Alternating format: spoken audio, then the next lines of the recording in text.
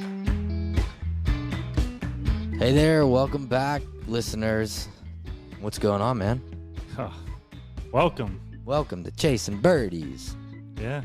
I love it, dude. We got all kind of good shit happening. I mean, way to go on the Facebook page, too, bud. I know that you don't have a Facebook account, but you got it done.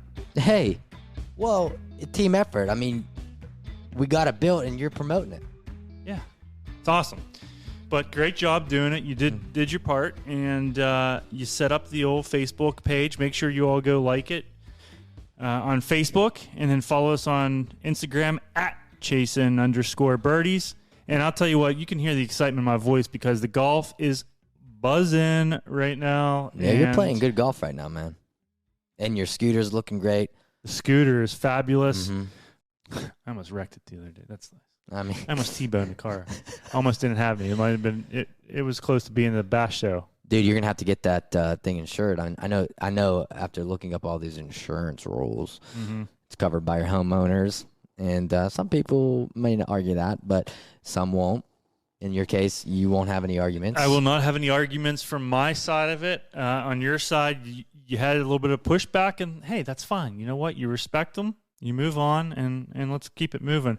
But the Merrill Hodge interview was awesome. Oh, my God. We got such good feedback on that episode. So cool. I mean, that was a really, really good inspiration. You know, we had a lot of business owners reach out to us just saying how inspirational he was, and they're going to take some of the information and pass it on to their teams. And that's really cool to hear, and that's what we want. So today's episode. Oh, man, we're keeping it in the football realm. The National Football League. You know, one time, let me tell y'all something. I played football for 1 year when I was in 6th grade, actually.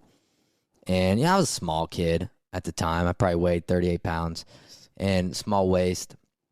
So it was 45 scissors was the play. So I had to go fake it right, get the ball, and run through the 5-hole.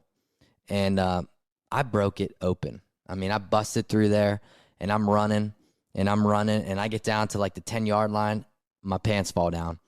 Tackled at the 3, and that was it. That was like. But is this a true story? Right hand on the Lord. I promise you. I promise. You could ask my friends from home. You can ask anybody. I got all the way down to 10. The pants fell down. I get tackled at the 3, and thereafter, every time I got the ball, I fumbled. So I was done with football. But this guy. Then you picked up hockey, and we were line mates, and this is where it all started. But go back on to the guy that we're having on today. Well, I was already into hockey while I was playing football. But I know I can't even believe I'm saying that. But anyways, Mr. Tyler Palko joins us today, Pittsburgher, and played in the NFL with the Kansas City Chiefs. Yeah, threw a few touchdown passes to Larry Fitzgerald at the University of Pittsburgh. Yep. Great conversation coming your way. And he is a golf nut, guys. So let's do the damn thing, roll it in. We appreciate y'all listening. So let's get right into this. Our next guest here is former football player for the Pitt Panthers and in the NFL, but now he's addicted to golf and all good things about that. Tyler Palko. Tyler, how you doing, man? Doing great, man. Thanks for having me on, guys. Hey, thanks for joining us. We appreciate the time you're giving us, and look forward to having a little lighthearted conversation with you about all things what you're doing, chasing birdies. It looks like you're chasing birdies, jumping right into it with your business endeavor, Solutions 21. So, hats off to you. Four offices. So that's good stuff. Four. Pittsburgh's home office, then Phoenix, Kansas City, and Nashville. So we're probably going to open up another one or two here in the next couple of years, but we're just grinding away, man. That's awesome, man. And those are all great cities for golf too. Which I wonder if that had anything to do with those locations. No, I can neither confirm or deny the reasons there, but they're really just really good locations for our clients. You know, our founder, Buddy Hobart, started it in Pittsburgh, and we've expanded, into a pretty big national firm and have some clients overseas. So we're just trying to be strategic on where we want to open up offices, and if golf follows, fantastic. It's always good. Yeah. So Kansas City, is that home for you, Tyler? Yeah. So my last 2 years in the NFL, I played for the Chiefs. Met my wife, or my now wife, here, and I've been here since 2010. So Okay. yep, this is home. I had to give up my Pennsylvania driver's license, but I still kept the 412 area code. So I've You got to keep some totally means there. back to Pittsburgh, but 4 kids and Kansas City's home right now. And I'll tell you what, it's a pretty good football spot right now with Patrick Mahomes leading the way. Yeah, it is. When I played, we didn't we made the playoffs a couple of times, but this city was just clamoring for the Chiefs, to win, and obviously bringing in Andy and the second coming, Patrick is a just an unbelievable talent. He's actually, I saw him the other day out at our club out in Kansas City. It's hard to believe that he's still I don't mean to in any disrespectful way, but he's a baby. I mean, he's still a young kid and got the keys to the city, but he's a good kid, and he's up there in the off season a bunch and loves to play. And he was just up there. I think was it Monday or Tuesday before he headed down to the Masters with Kelsey. So I hear him. That's Mahomes awesome. is absolutely addicted to golf. Yeah, I mean, I don't know. I don't know if it would be good for him and his football career to say he's addicted to golf, but he likes to play. Right. When you're getting paid $500 million to play, a sport, you better be addicted to that one. But Sure. he's up there a lot. He loves it. He can hit it. When he catches one, it goes, much like his arm. So he likes it a lot. So let's start back. You had a great high school career here in Pittsburgh, and then you started with the Pittsburgh Panthers. Your college career, 2002, and you had 645 completions, 8,300 yards, and 66 touchdowns. That's a really, really solid college career, and especially playing for the Pitt Panthers, where you were throwing to one of your good friends, Larry Fitzgerald. Yeah, it was fun.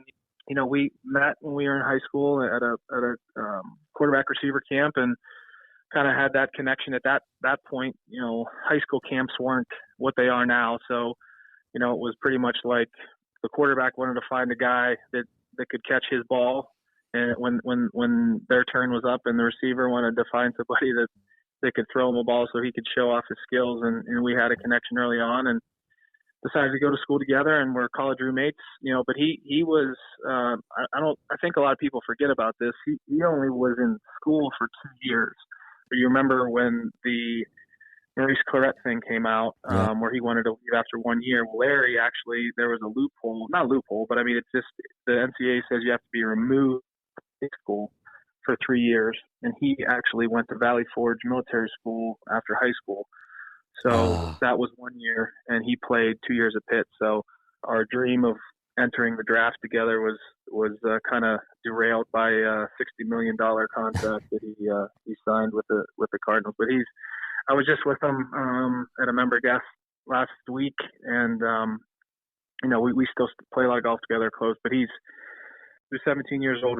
He was amazing back then, and same today. So it's pretty cool to say that about a guy that's going to be a first ballot Hall of Famer. Yeah, and that's the thing. Again, I don't know the guy at all, but he seems as salt of the earth as it gets, and he sticks to his values. He comes from a great family. Actually, funny enough, his brother, Marcus, was my next-door neighbor at Marshall University.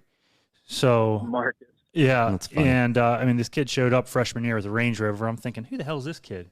And sure enough, I found out real quick that his brother was Larry. So you come out of college. Do you feel like you got snubbed a little bit, not being drafted? Did you expect that? Where did you see yourself coming out of Pitt? I mean, there's no such thing as being snubbed. I mean, this is the NFL. It's there's no formula. There's no guarantees. There's nothing. I mean, the reality is that I had a really good sophomore year. They fired our head coach, brought in Coach Juan Stat and Matt Cavanaugh, and they had to do what they had to do to kind of get the people that they wanted off the team, and the people that they wanted on the team. And we went 5-6 and 6-6. And when you're a quarterback and you're basically a mirror image of the record of your team, and we didn't have an elite year like I did.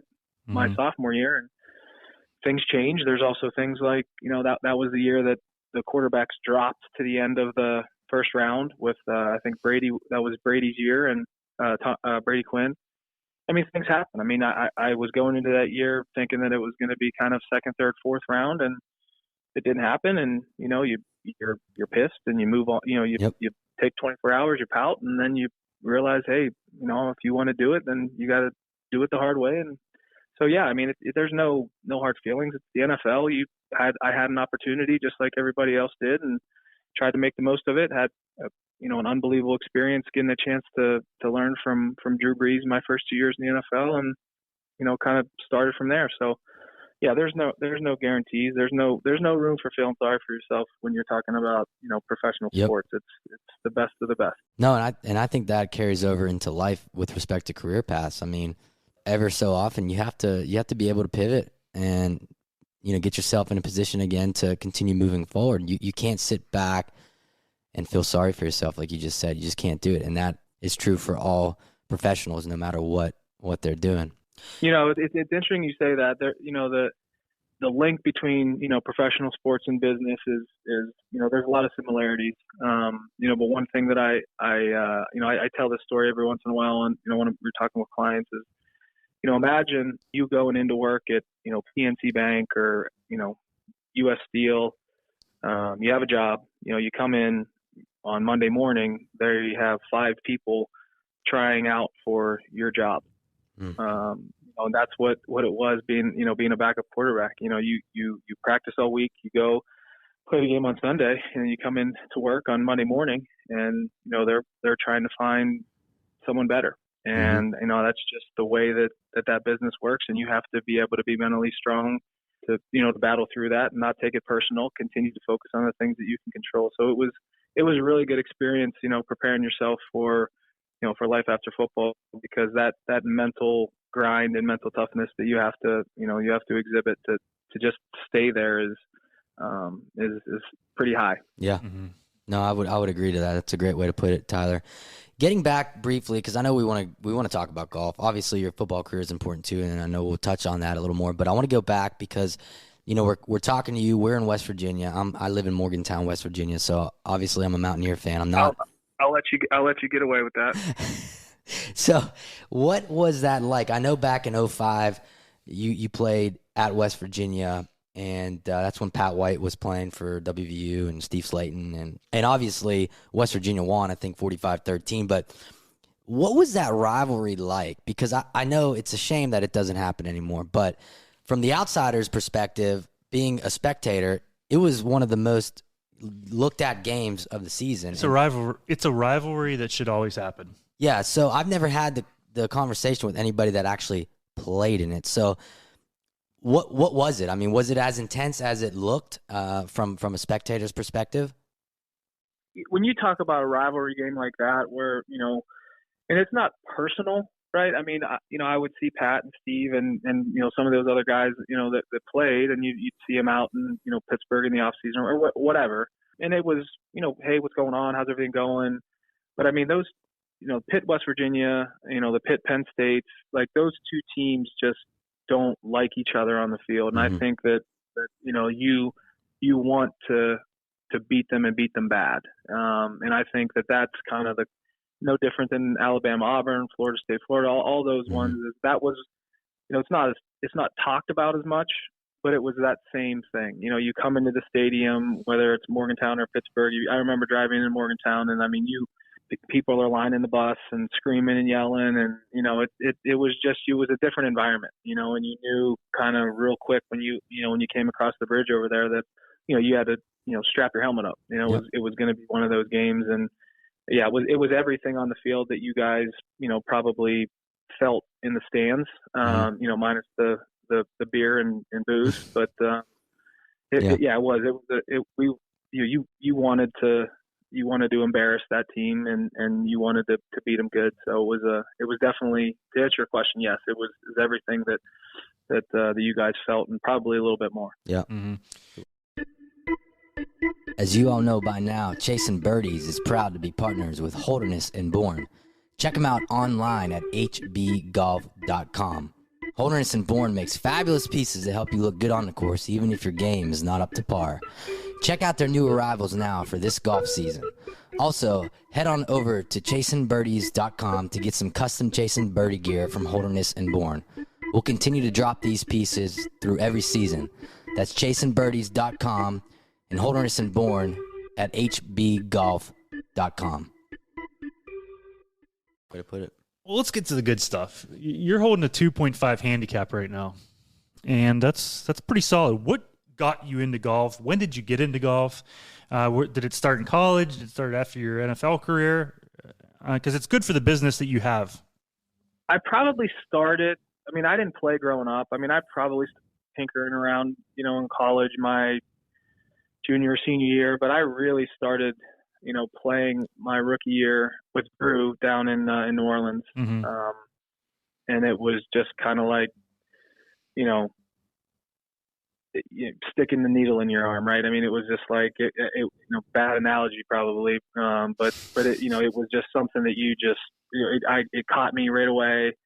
It was a way for you to kind of, compete. But I loved the mental aspect of it where, it really helped me focus from a football standpoint where, you had to focus in on every shot and then deal with the result and then move on to the next shot. And Yep. from a quarterback's perspective, you're having to focus on every play, but you're also having to plot your way around the course, right? So, you have to think about down and distance. You have to think about situations, and it's the same thing on the golf course. So it really helped me kind of, keep my mind sharp for football. And then once football ended, it was just a way for me to stay competitive and stay, sharp mentally and still have that mental toughness and in business that you need as well. So it was just one of those things that I love to do, but, there are some, sidebar things that come of it that help me stay sharp, professionally. Yeah, and going back to the NFL career, I mean, in 2011, you were elevated to that starting role. So that mental aspect, I don't know because I'm not a quarterback, I've not played football, but I would have to say that when you're in that position, it's go time, man. Like you have to be ready to fire on all cylinders and kind of be able to lead. I mean, there's a leadership aspect in that, correct?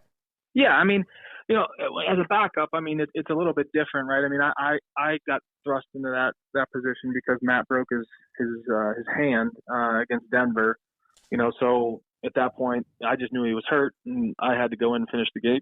And then after the game, we go out and go grab some dinner, and I get a call from Todd Haley and says, "Hey, you got the keys to the car for the rest of the season.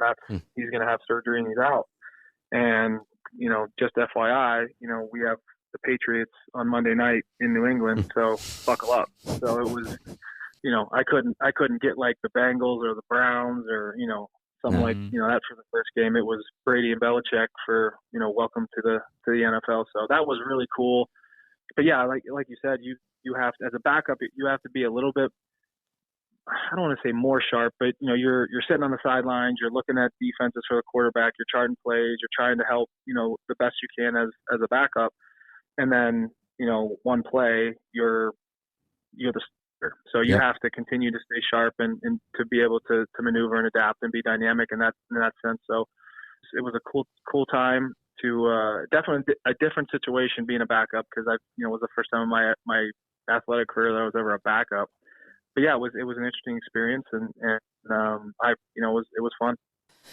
That's it's a good feather in your cap, man. Good stories there. So you play your golf at one of my favorite hangouts there is going, and that's at Whisper Rock out in Scottsdale.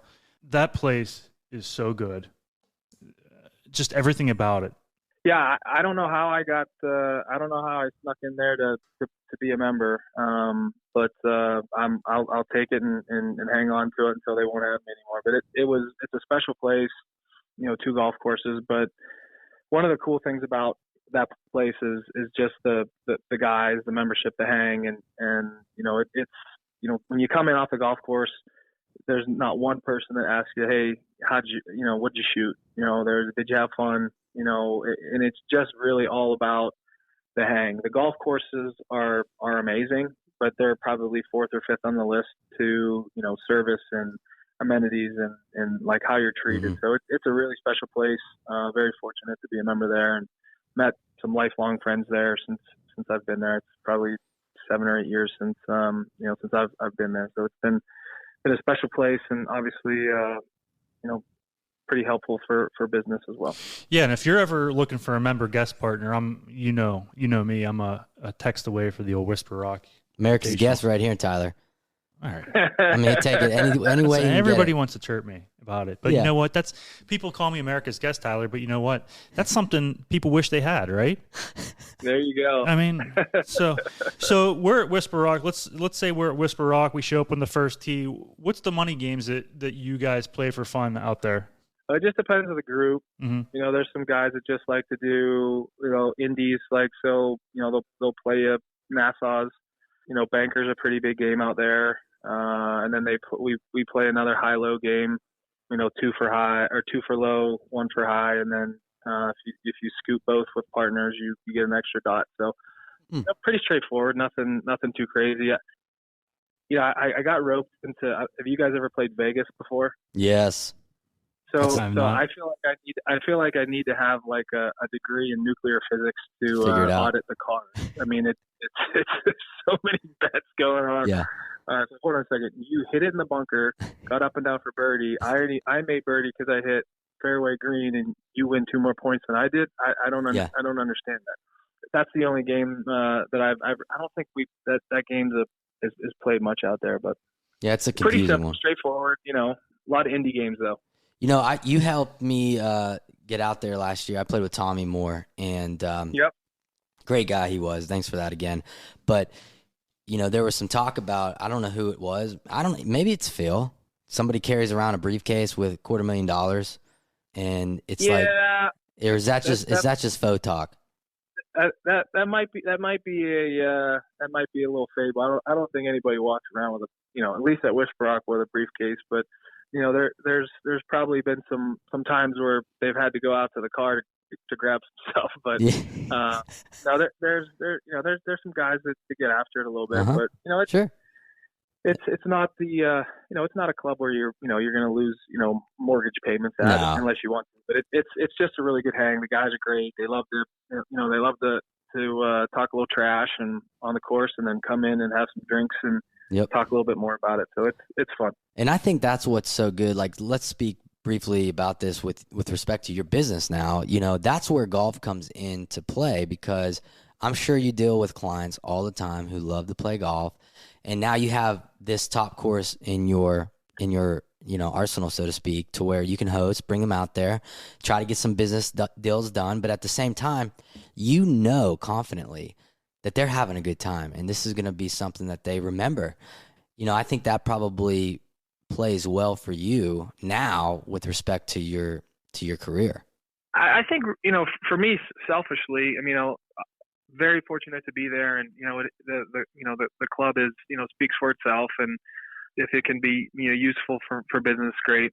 But golf just in general, from a business perspective, gives you time to allow those folks who are either business owners or CEOs or executives of companies to just kind of unplug, because you can't be on your cell phone out there, and just kind of just spend a couple hours on the golf course and get a chance to get away from the office. So I really enjoy that aspect of it, where you get a chance to see how they compete, and how they handle bad shots, and how they handle winning, and how they handle pressure, and it's such a cool equalizer for human interaction.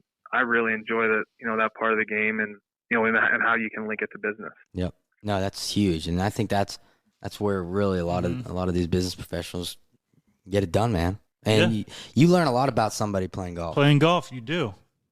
I learned a lot about you.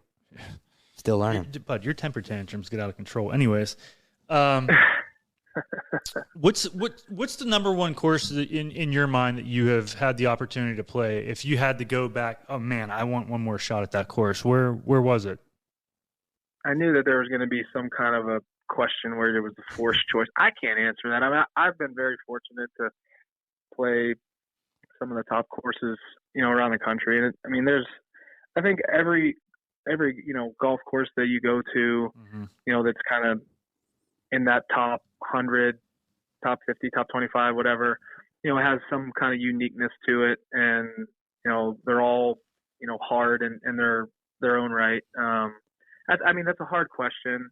I mean, if I had to play, a golf course every day, just based off of ones that I've played, and I'm being a little bit of a homer because I'm from Pittsburgh. Like Laurel Valley is really tough to beat. Mm-hmm. It is. Just the whole experience. You're out where you can hear the birds chirping. The walk is just absolutely gorgeous. But I mean, that's me being a Pittsburgh guy. I mean, obviously all the ones in Pittsburgh and West Virginia and the Ohio area, being from Pittsburgh. But it's so hard to pick. I mean, they do such a great job now with some of these top courses. Golf is in such a great place. Every one of them has kind of a unique, right. feel to it, or unique look to, the par threes are short, but they're just super difficult, or like the par threes are long, and that's the cool part about golf. Mm-hmm. You kind of have that course puts their personality on it. And they all have kind of a unique service offering, and right. It's just I was just very fortunate to be a part of golf, and so excited about how popular it is right now, and hopefully that it continues to grow. Laurel Valley again is one of my favorite spots to go to. Like you said, the whole hangout. You're not rushed around. The pro shop's loaded. The drinks are good. The stay is awesome. People ask me about Oakmont and Laurel, and I said they are completely different. Mm-hmm. They're both unbelievable, but they are completely different. I mean, at Oakmont, you better be done in 4 hours and 20 minutes. Mm-hmm. At Laurel, go enjoy yourself, guys. The course is yours. Mm-hmm. So, like what you said is every course has a little bit of its own touch to things, and that's what makes it so special. Yeah. Oh, yeah, absolutely. Yeah. I mean, and it's tough to pick, right? I mean, it's tough to pick one. I mean, if you're fortunate enough to sit there and have think through, oh, well, is it Oakmont? Is it Marion? Is it Pine Valley? Is it Laurel? Tough life. Is it, I mean, like, you're just fortunate enough to be able to say you played there. But it's just it's such a great game.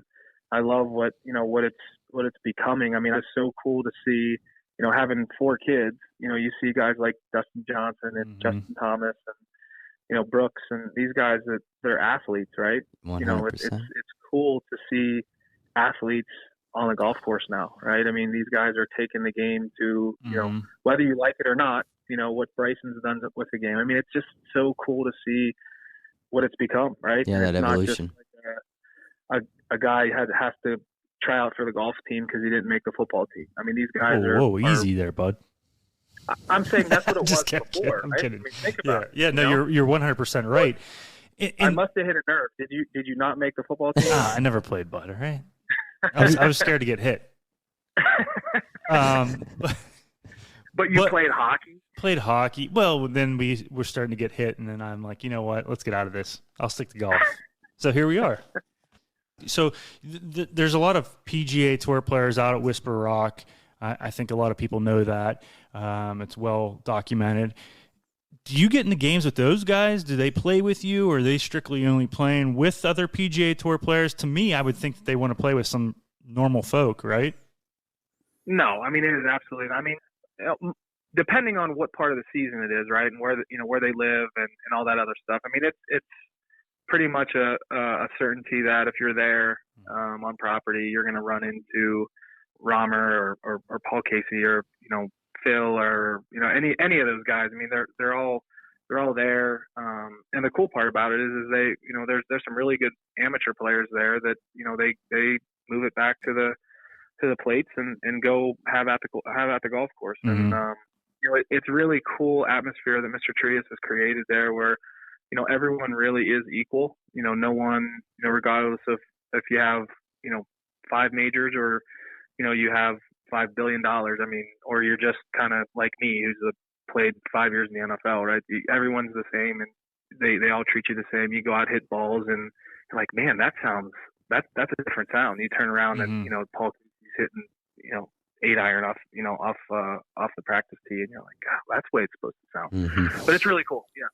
That's the one thing, like you're saying, if your back is to a PGA Tour player, and you didn't know it, you would know it by the sound of their impact. Sound. Yeah. Because it is a sound that you can tell there's a difference between your ball and hit. So yeah, I mean, the most interesting part about it, so football is my profession. I couldn't tell you the last time I picked up an NFL football and threw it, right? But I'll never forget how to throw a ball. I mean, if we get into a throwing contest, there's no chance you beating me, right?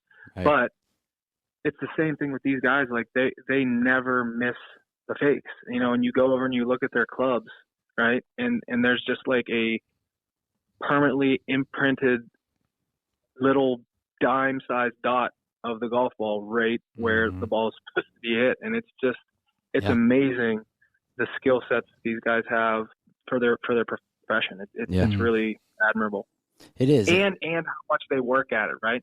You see guys, they're like, man, I shot 78 yesterday and I three putted, 6 times or something like that, right? And you're like, man, I need to work on my putting. And then next time you see him at the course, they're at the driving range hitting driver. I mean, these guys spend, hours on the chipping area or hours on the green. And you're like, oh, well, that makes sense. Why, they're a +6 and, you're a 6.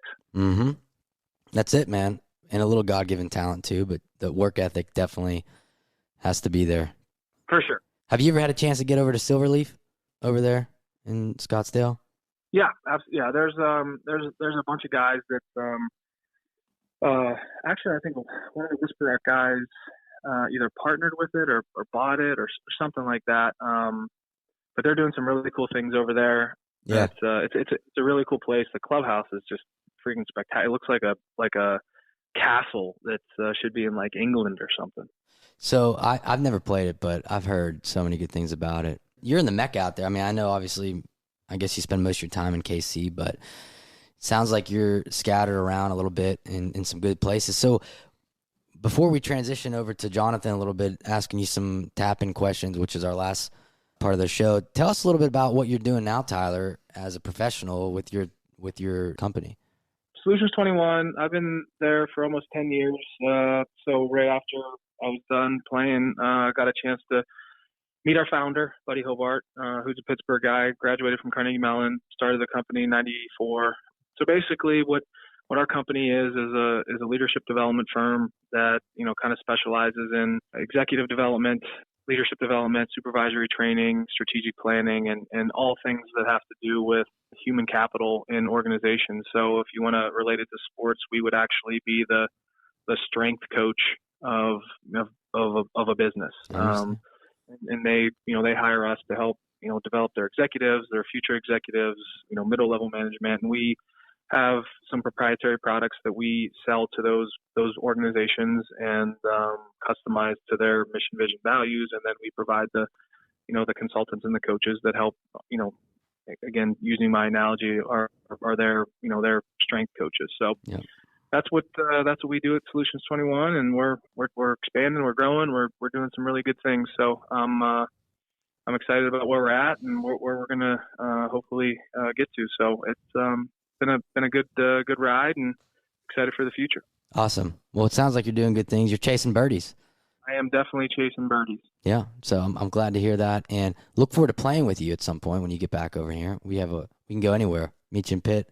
Yeah, I'm obviously good old COVID has put some brake pedals on traveling a little bit back to Pittsburgh with the leadership there. So whenever we get back into travel mode to Pennsylvania, I need to get back and obviously get my kids back there to see my parents and see some family. But love to peg it with you guys.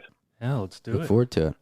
All right, here's our. I think I might need to have a little bit of security if we go play in Morgantown. So will you guys be able to provide some? Yeah. Well, Bash won't do that security for you, but. What do you mean I won't do that? He don't need security with me. But you can't. See. Oh, here we go. He's gonna say so. Oh, here we are. No, I'm not. This will be the first episode I've ever mentioned his height. We're not going to go there. All right. So just let it go. Hey. All right. You'll get him security, and we'll play some golf. All right. Absolutely. We'll go down to Pete Dye Golf Club. Have you been to Pete Dye Golf Club since they've redone the outdoor patio? I haven't. No, I remember calling you. I went there not a couple. It's probably a long time ago when I was still playing. Anthony Beck got me hosted a trip down there at something. Mm-hmm. That was the first time. Pep, you and I chatted about that, and you're like, hey, did you ever play there? I said, yeah, I played there a couple of years ago, and you did tell me that you guys were redoing, the outdoor area, so I got to get down there and see it. Well, Pete does a special place. Ryan is a member there. I am America's guest, so I am there a lot. I love the place. It's just since they've put the outdoor patio, man, it is so good. It's I mean, the speakers are going. It's more of what golf is nowadays for people our age, right? Yeah. The music going, drinks are flowing, me brushing my teeth with cigars. So, yeah. But yeah, and so we'll do it. Ash will have you down. Absolutely, and then I'll invite you, bud. How's that? All right, here's last segment, tap-in segment. Go ahead, take it over, JP. All right, tap-in segment's brought to you by 44 Concierge. They are the premier concierge company for professional athletes. Started by current NHL vet Nate Thompson, 44 makes sure that all the moving parts of an athlete's life are organized and handled. So you just worry about scoring the winning goal or draining that birdie putt. 44 makes sure their athletes enjoy more and worry less. Check them out at 44concierge.com. All right, real quick. Cowher or Tomlin? Ooh, I played for Coach Tomlin. Love Coach Cowher, but I played for Coach T, so Coach T. Yeah, I told him. I said they're both yeah, well legends. respected, but I mean, Cowher's got the mm-hmm. Dream foursome. Ooh, Tiger, Jack, and Tiger, Jack, and who will be my fourth? Jack and It's a tough one. I guess for the gambling action, maybe Michael, MJ. Ooh, yeah, nailed it. I mean, have you played Grove 23? I've been fortunate enough to play that place a couple of times. Yeah. Cool. Awesome. I hear it's fantastic. All right, number 3, upper or lower at the Rock? Lower. I haven't played the lower. I played. So the lower. you've played the lower. I've played the upper. Mm-hmm. And they say the Lowers. tour. If you want to come play the lower, you come play the lower. You're open invite. But the lowers, it's just, in my opinion, more like championship golf course type of straightforward. Around the greens are Phil designed them, so you got to have your short game has to be on point. Tight lies, all that stuff. If you miss greens, the uppers, pure Fazio design. It's a beautiful course, but I just, if I'm gonna play my last round there, it's going to be at the lower. Well, that's what when I played there, they say that the PGA Tour players like the lower because it is more of a pure championship golf course, and the upper is more of that scenic. The upper, I love the upper. There's definitely some photo ops when starting at 13 on the upper, where you're kind of work back up into the mountains and get to see that stuff. So I mean, it's both gorgeous golf courses, but if you're making me right forcing a choice, definitely the lower. Okay, last question. What's in the bag? What's in the bag? I'm a TaylorMade guy. Okay. Did you get the new Sim 2? So, the golf course, the golf club manufacturers need to just cool it with like these new. Yeah, I agree. By the time I fall in love with the Sim 1, the Sim 2 comes out. It's like, well, what? So Sim 1, the Sim 3 wood. I have the driving iron, the 2-iron there, and then I go 4 through wedge. Mm-hmm. And I have 50, 54, 60, and then a Scotty putter. Good TaylorMade ball. TaylorMade ball, TP5? Yeah, the X. Mm-hmm. I used to play that. I went back to the Pro VX. But I played with one of the Titleist reps, Matt Rollins, and he I know had Matt. me. Oh, you do? Yeah. Oh, awesome. When he was with Ping. yeah. Well, Ping, then PXG, yeah. right? And now he's with Titleist. Well, he had the left dash ball, and he's like, "Hey, man, hit this thing. Tell me what you think about it." And I really like that ball. So, I might be going back to Titleist, but who knows? Hey, I just went back to Titleist. Just because he accepted your LinkedIn request doesn't mean you know. I mean, got the shit, huh? Well, Tyler, it was really nice talking to you, man. I appreciate your time, and I'm glad to see you're kicking ass right now, man. That's awesome. Well, we're trying, man. We just keep it rocking and rolling, and thanks for having me on. We'll have to. Well, let's just meet up at Whisper Rock. I'm in. Well, right. we can do a little part 2 segment. Out on the patio of the bunkhouses and have a couple of cocktails. Let's do that. That's book it. That's a guarantee. All right, Tyler. Thank you again. All right, boys. Take care. That was pretty good. That was a good interview.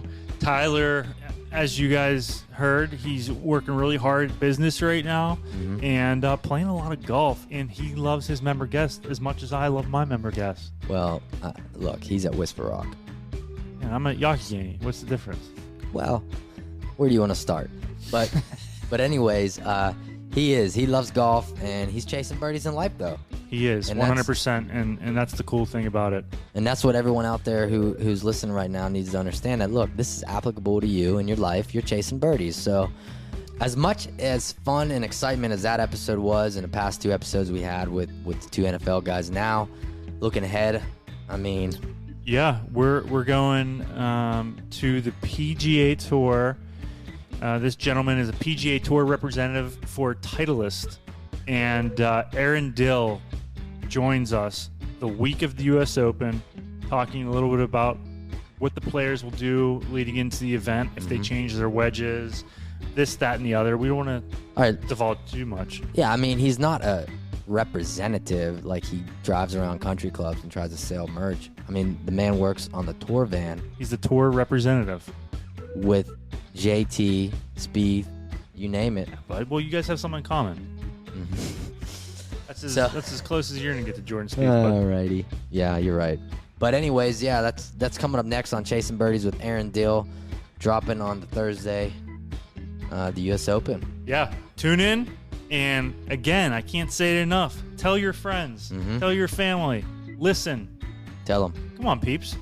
We're getting some merch out to y'all soon, too. We're a small business here, huh? Sport small. Hey, y'all have a good rest of your day. Thank you to Simpler Media for getting this thing done. See ya.